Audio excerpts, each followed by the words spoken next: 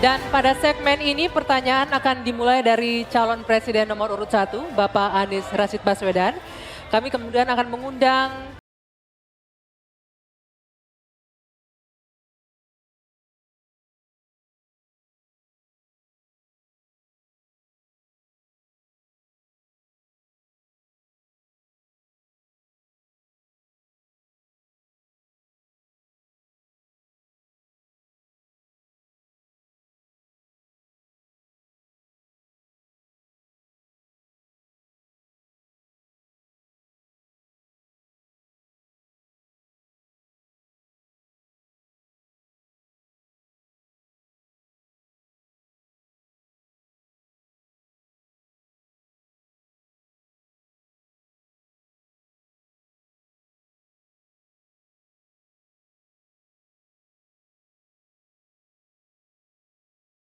masih posisi tersegel, hadirin sekalian. Sekali lagi kami ingatkan kepada calon presiden untuk mendengarkan secara seksama, karena pertanyaan ini hanya akan dibacakan satu kali. Pertanyaan untuk calon presiden nomor urut 1, Bapak Anies Rashid Baswedan, dengan subtema pendidikan. Tanggung jawab guru dan dosen makin berat, namun kontribusinya kurang dihargai. Meskipun anggaran pendidikan mencapai 20% APBN, kualitas pendidikan terhambat oleh kecilnya gaji, minimnya fasilitas, dan beban administrasi yang berlebihan. Pertanyaannya, bagaimana komitmen dan apa program yang akan dilakukan paslon untuk meningkatkan kesejahteraan serta kompetensi guru dan dosen. Waktu Bapak 2 menit dimulai saat Bapak berbicara. Terima kasih. Ketika kita berbicara tentang mencerdaskan kehidupan bangsa, maka pendidik menjadi kuncinya. Kita ingin pendidik bisa mendidik anak-anak kita. Karena itu kita harus bertanggung jawab dengan penuh atas kesejahteraan pendidiknya, agar dia bisa konsentrasi mendidik anak-anak kita. Prinsip itu harus dipegang oleh seluruh penanggung jawab kebijakan di seluruh Indonesia. Kalau kita punya pegangan itu, maka terjemahannya mudah. Terjemahannya adalah pertanyaan, apakah tenaga pendidik di tempat Anda bertanggung jawab sudah mendapatkan penghasilan yang adil, penghasilan yang setara. Jadi masalah-masalah yang kita miliki sekarang, misalnya ada puluhan ribu guru honorer belum diangkat jadi guru P3K.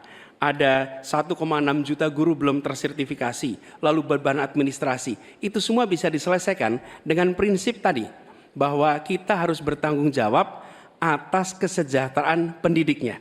Jadi program yang menurut saya harus dikerjakan, kita akan rencana kerjakan adalah percepatan sertifikasi guru.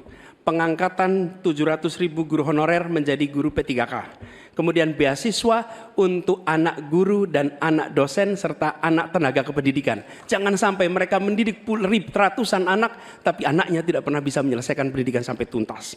Kemudian penghargaan dan tunjangan bagi dosen dan peneliti yang berbasis pada kinerja. Dan yang tidak kalah penting adalah mengurangi beban administrasi. Dosen beban administrasinya luar biasa besar. Dosen itu mengajar, meneliti melalui pengabdian masyarakat, tapi jangan diberikan beban administrasi yang terlalu besar.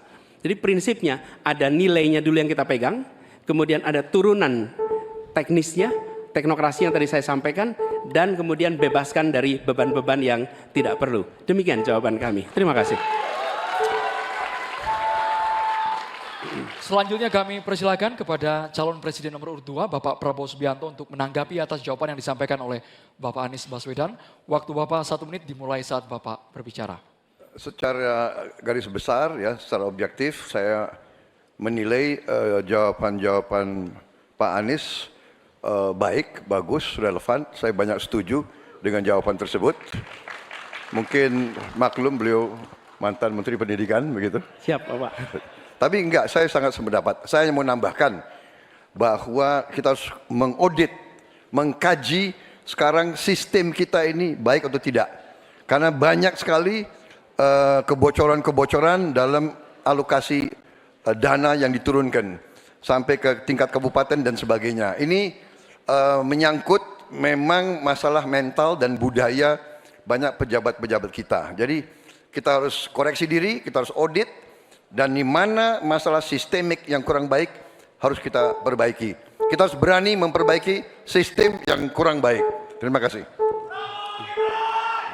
Masih ada waktu Bapak? Selanjutnya kami berikan kesempatan kepada calon presiden nomor urut 3, Bapak Ganjar Pranowo, untuk menanggapi atas jawaban yang disampaikan oleh Bapak Anies Baswedan. Waktu Bapak 1 menit dimulai saat Bapak berbicara. Kalau pendidikan mau maju, maka fasilitas mesti diberikan. Negara harus hadir dan makin inklusi. Nah, ketika kita bicara pada pendidiknya atau gurunya, saya mau bercerita pengalaman saja. Ketika guru SMA, SMK, SLB diberikan pada provinsi, maka pada saat itu yang saya tanya pertama adalah, berapa gajimu? 300.000 Pak. Sungguh tidak adil pemerintah ini. Maka pada saat itu saya sampaikan, kasih gaji sesuai UMP yang ada di Jawa Tengah, UMK yang ada di Jawa Tengah, tambah 10%. Baru kemudian kita dorong proses sertifikasi dan peningkatan kapasitas. Kami punya aplikasi namanya Bolpen. Ini bimbingan teknis online dan pendampingan untuk memberikan bantuan kepada guru memanfaatkan teknologi untuk memberikan pengajaran yang bermutu. Maka ketika praktek baik ini bisa kita lakukan, maka guru akan bisa bekerja dengan baik dan dia mesti dibebaskan dari persoalan administrasi yang menjerat.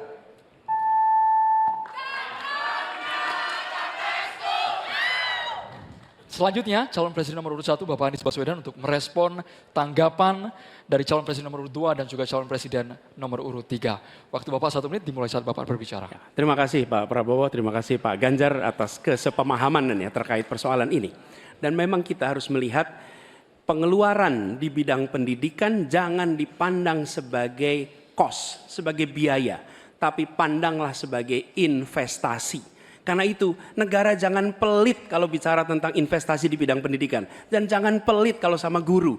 Jangan pernah kita memberikan yang seminim mungkin untuk guru. Berikan yang adil sehingga mereka bisa konsentrasi. Dan kami cerita sedikit yang kita kerjakan di Jakarta. PAUD, guru-guru PAUD mendapatkan hibah di Jakarta. Kemudian guru-guru agama kita berikan bantuan. Semua guru dan dosen di Jakarta bebas PBB rumahnya. Sebagai apa? Sebagai penghargaan dari negara untuk mereka. Jadi kita berikan dukungan kepada guru dalam artian status, dosen juga begitu, kemudian penghasilannya dan kehormatannya. Pandang ini sebagai investasi untuk Indonesia menjadi negeri yang tercerdaskan. Terima kasih. Baik hadirin dan juga pemirsa, kita beralih ke calon presiden nomor urut 2, Bapak Prabowo Subianto. Kami mohon kepada panelis untuk mengambil undian subtema di dalam fishbowl. Kami persilakan kepada Bapak Timbul Siregar untuk bisa menuju ke wadah yang telah tersedia. Sambil diperlihatkan Bapak kepada masing-masing calon presiden dan juga ke kami moderator.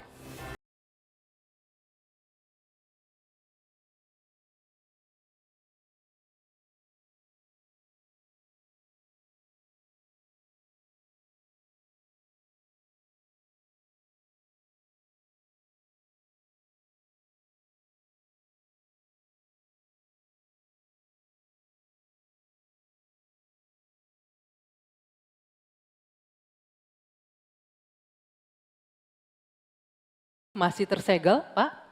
Kita akan segera buka. Pertanyaan hanya akan dibacakan 1 kali. Mohon disimak dengan baik. Negara beradab adalah negara yang memenuhi hak kelompok rentan, termasuk penyandang disabilitas. Pasal 5 Undang-Undang Penyandang Disabilitas diantaranya mengatur tentang pemberian konsesi dan penyediaan data belum terpenuhi. Pertanyaannya, apa komitmen paslon dalam pemberian konsesi dan penyediaan data penyandang disabilitas? Silakan dijawab, waktunya 2 menit, dimulai dari Anda berbicara. Baik, masalah ini adalah sangat penting dan saya sendiri sudah sejak awal berjuang di bidang politik sebagai ketua umum Gerindra. Kami yang mensponsori undang-undang disabilitas. Kami termasuk yang mendorong itu lolos di DPR. Jadi kami juga berkomitmen bahwa kita harus memberi pendidikan khusus untuk mereka, membantu. Saya juga sering mengirim tim-tim olahraga untuk Olimpiade disabilitas, sepak bola disabilitas dan sebagainya. Tapi intinya adalah benar bahwa kita harus lebih berpihak kepada mereka dan kita berkomitmen untuk juga nanti merekrut mereka ini di dalam pekerjaan-pekerjaan yang bisa mereka lakukan di pemerintahan dan juga di komunitas pertahanan. Ada bidang-bidang yang mereka dapat melaksanakan. Ya, sekarang kita juga bekerja sama dengan pihak-pihak luar untuk cari teknologi untuk membantu kaum disabilitas. Antara lain untuk membantu mereka yang penglihatannya berkurang cukup banyak, yang penglihatannya sulit, dan ini sekarang ada teknologi baru yang bisa membantu mereka bisa hidup mandiri dan bisa bekerja hampir mendekati orang-orang normal. Jadi saya kira bahwa masalah disabilitas ini memang perlu ada suatu keberpihakan dari pemerintah. Terima kasih. Masih ada waktunya Pak Prabowo, cukup? Cukup. Baik, selanjutnya saya akan kasih kesempatan untuk Capres nomor urut 3 menanggapi, waktunya 1 menit dimulai dari Bapak berbicara.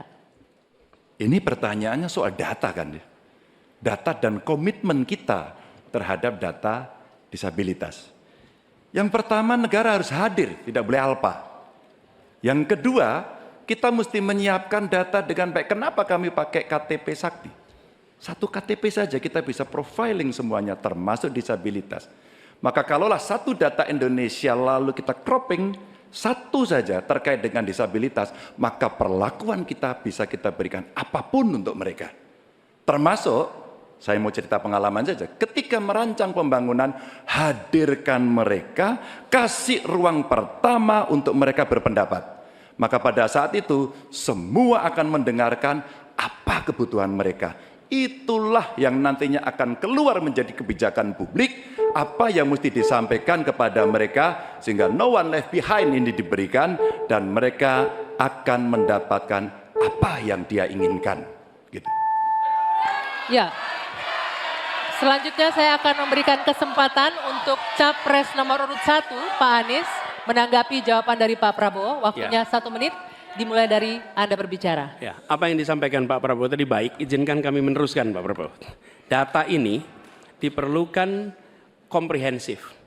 Kita harus tahu berapa, di mana penyandang disabilitas, dan disabilitasnya apa. Dan kita harus melihat bahwa membantu penyandang disabilitas itu bukan charity, tapi pemenuhan hak asasinya dan tanggung jawab negara. Karena itu kami mengusulkan, dan ini kami rencanakan, bekerja bersama dengan dinas di tiap wilayah, lalu bekerja dengan Dasawisna PKK yang tahu wilayahnya, mereka diminta mencatat sehingga tiap kabupaten, kota, provinsi memiliki data tentang penyandang disabilitas. Lalu alokasikan anggaran untuk memenuhi kebutuhannya. Ketika dia bersekolah, sekolahnya harus dimodifikasi, maka dinas punya anggaran untuk modifikasi, tidak membebani sekolah. Jadi siapkan datanya, siapkan anggarannya. Terima kasih. Ya, selanjutnya kami persilakan Pak Prabowo untuk merespon tanggapan dari 2 Capres ini. Waktunya 1 menit Pak, silakan. Ya, sekali lagi kedua masukannya juga sangat relevan. Ya, saya juga sependapat. Tetapi memang sekali lagi bahwa pemerintah harus lebih proaktif investasi di sekolah-sekolah khusus untuk mereka dan mencoba teknologi khusus. Sekarang sudah banyak terobosan dalam bidang teknologi untuk membantu kaum disabilitas, mereka yang penglihatan kurang, mereka yang pendengaran kurang dan sebagainya. Mereka yang yang tangannya sekarang sudah ada protese-protese yang tangan-tangan buatan dengan artificial intelligence dan teknologi miniatur. Jadi pemerintah harus lebih banyak pengeluaran di bidang membantu kaum disabilitas. Terima kasih. Cukup ya waktunya? Oke, untuk sesi selanjutnya pertanyaan akan diberikan kepada Capres nomor urut 3, Pak Ganjar Pranowo. Sebelumnya saya akan mengundang salah satu panelis, Bapak Tukiman Taruna Sayoga, PhD, untuk mengambil subtema dan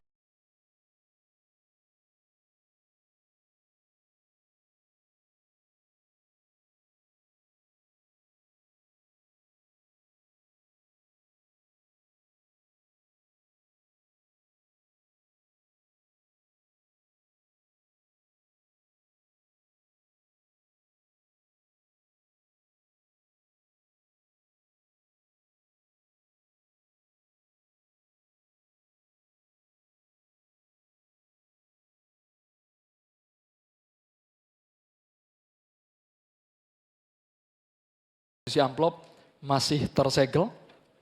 Sekali kami ingatkan bahwa kami hanya akan membacakan pertanyaan selama 1 kali. Mohon para calon presiden untuk menyimak dengan seksama. Pertanyaan ini ditujukan untuk calon presiden nomor urut 3, Bapak Ganjar Pranowo, dengan subtema ketenagakerjaan. Pekerja migran Indonesia tersebar di banyak negara.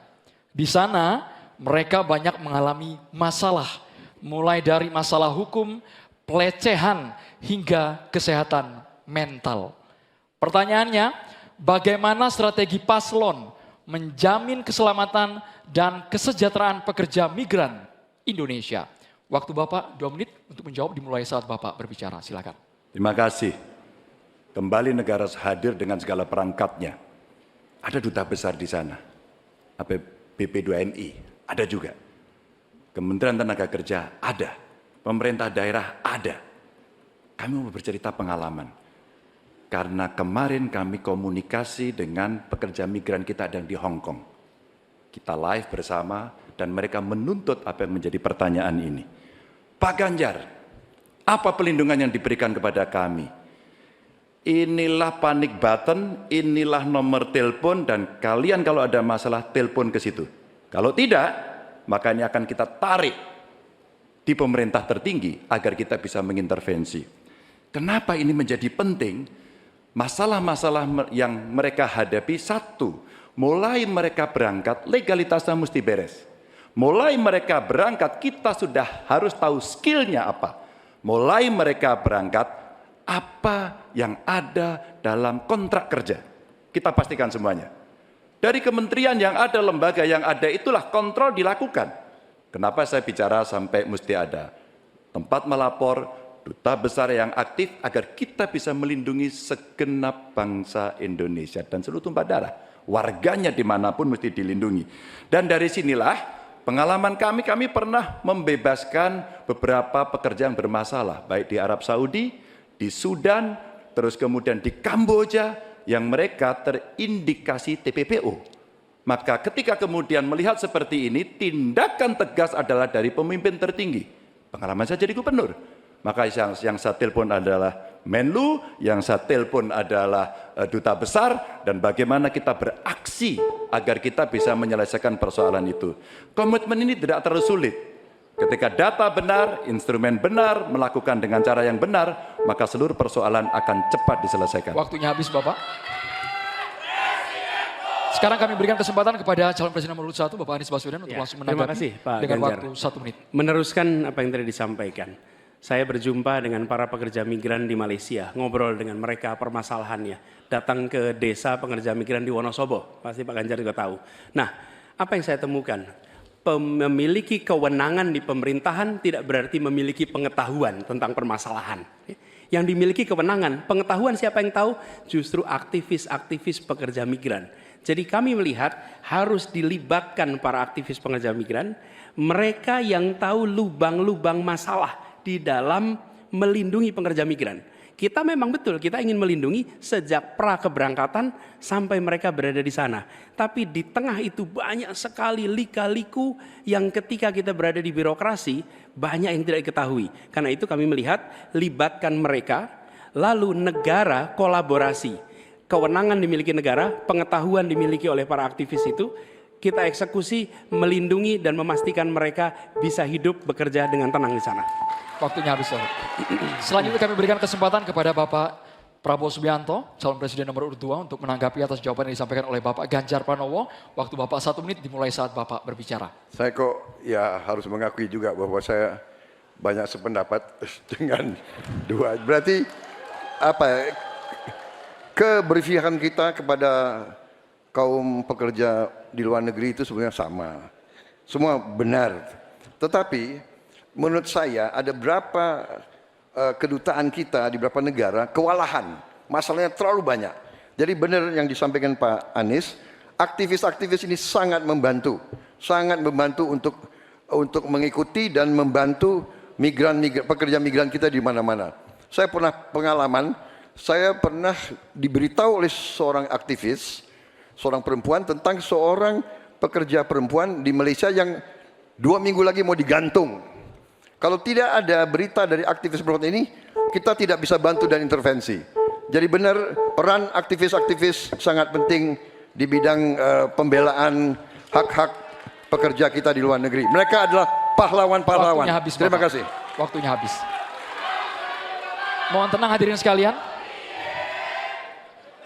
Kami persilakan kepada calon presiden nomor urut 3, Bapak Ganjar Pranowo untuk merespon tanggapan dari Capres nomor urut 1 dan juga Capres nomor urut 2. Terima Silakan, kasih atas masukannya. Karena udah banyak setuju ya baik-baik saja. Tapi kita mesti memberangkatkan mereka dalam kapasitas secara legalitas dan keterampilan yang baik. Yang berikutnya lagi tentu saja kalau sudah kasus, namanya kasus, semua bisa terlibat. Gunakan teknologi informasi, gunakan medsos, maka kenapa kemudian dalam pengalaman kami, seluruh kepala dinas Anda harus punya medsos. Disitulah orang sebenarnya bisa menyampaikan secara cepat. Maka ketika itu masuk dalam dashboard kami, dalam lapor GUP umpama pada saat itu, kita merespon dengan sangat cepat karena kita tahu persoalan yang mereka hadapi. Menggunakan banyak pintu-pintu untuk melaporkan ini adalah bagian cara menangani kasus yang paling tepat. Tapi mencegah itu jauh lebih baik dengan sekali lagi legalitas, keterampilan, kontrak, dan memberdayakan seluruh aparatur termasuk pemangku kepentingan dan aktivis kalau Mas Anies tadi sampaikan. Saya kira itu cara yang cukup komprehensif untuk merespon persoalan PMI. Waktunya habis, Bapak. Oke. Sekarang boleh saya kasih waktu untuk berikan tepuk tangan bagi ketiga calon presiden. Silakan. Ya. Baik, dan juga kami mempersilakan Capres untuk kembali duduk ke tempat masing-masing. Ya, Bro. Hadirin dan juga pemirsa, di segmen berikutnya, ini yang paling ditunggu-tunggu, yaitu sesi saling tanya, memberikan tanggapan dan interaksi antar kandidat, Anggi ya. Ini yang paling seru pastinya. Benar sekali, dan kami akan lanjutkan usai jeda di debat kelima calon presiden pemilu tahun 2024. Tetaplah bersama kami.